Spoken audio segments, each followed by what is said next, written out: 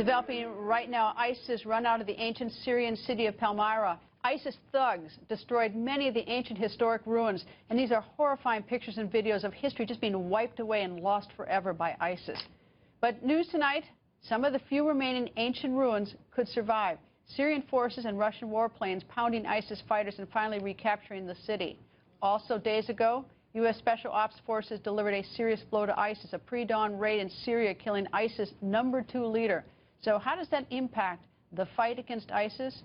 Just a short time ago, spokesperson for the anti-ISIS coalition in Iraq, Colonel Steve Warren, went on the record from Baghdad. Colonel, nice to see you, and thank you for joining us, sir. Oh, it's my pleasure. Thanks for inviting me. And thank you and congratulations to the coalition for taking out the #2 in ISIS last week. What are your thoughts on the impact of taking that #2 out? Well, it was an important strike. You know, this terrorist was, in fact, in charge of their entire financial operation, and that's going to put a crimp in how they do business. We've coupled this strike with our other focused strikes against their ability to make money. We've struck oil wells and oil trucks, et.cetera. And combined, these two things are going to cause ISIL to have legitimate financial problems. Do you have any idea whether al-Baghdadi, who's the #1 guy, is still alive or where he is, or any information about him at all? And taking him out would mean what? Well, we do believe he's alive. We are actively hunting him. And when we do kill him, this will be yet another significant blow to the organization. Tough to tell whether or not it will completely end the organization. Decapitating it may kill it, or it may still live. Either way, we're going to continue our pressure against this enemy until we are able to finally defeat him.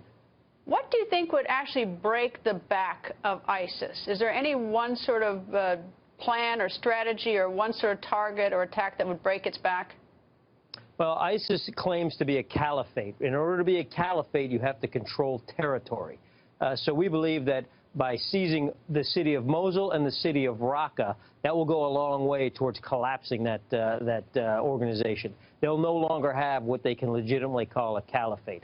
That'll have an important second-order effect as well. It will take away their safe haven, so they won't any longer have a place where they can plot and plan and direct their external attacks against Europe or even the United States. So we believe, at least militarily, that the key to defeating this enemy is seizing those two cities. The rest of it will begin to collapse after that.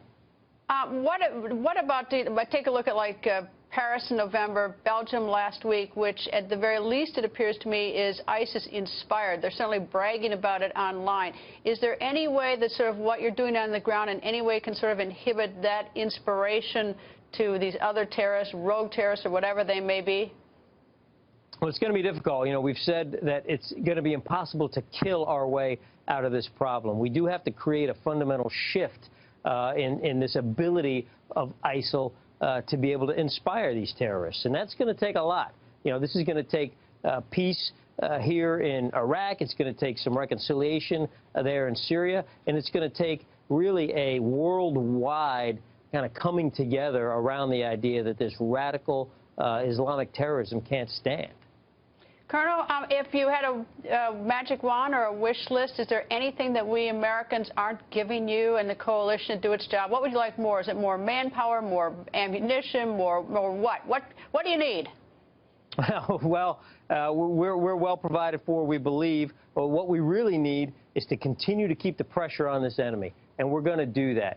Back home, we know that our great law enforcement, our first responders are protecting the homeland. We're going to continue to work together, and we're going to get this enemy beat. We're going to get them beat, and they're going to stay beat. But we do need patience. One thing that I've heard, and I don't know if it's true or not, but sometimes some of the targets that our military may want to take out may have nothing to do with what's going on there, but that you have to get permission and it becomes rather bureaucratic.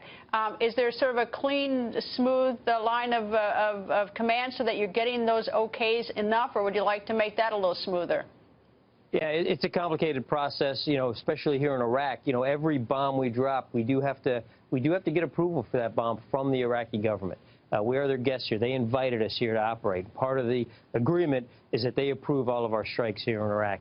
In Syria, it's less so. We're able to strike really without too much trouble. But here in Iraq, we do have to go through this process. But we need the process, I think, because, part of the path to victory really involves having an indigenous ground force. We've tried it with just us, and that's difficult. But an indigenous ground force, we believe, is what's going to beat this enemy and keep them beaten. Colonel, thank you very much for joining us, and good luck to the men and women who work with you. Thank you, sir. Thanks for the support.